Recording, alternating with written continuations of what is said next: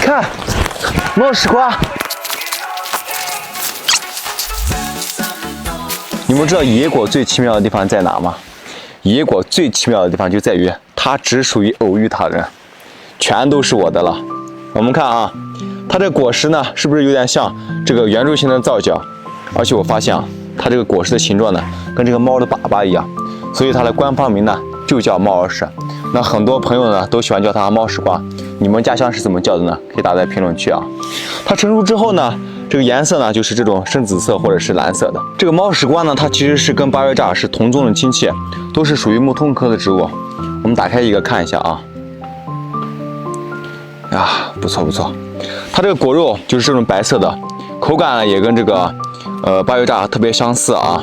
然后我们吃的时候一定要整颗的去吃。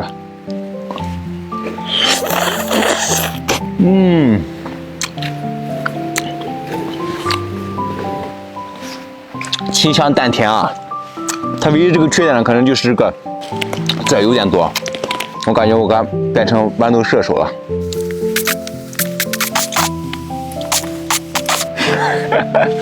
这个猫屎瓜呢，它是木通科猫屎属的落叶灌木。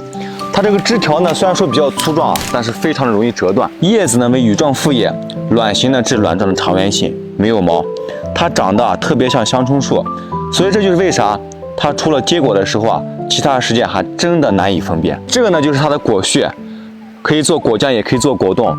我看有些地方呢还拿这个果皮涮火锅吃，有没有吃过的小伙伴啊？告诉我啥味道？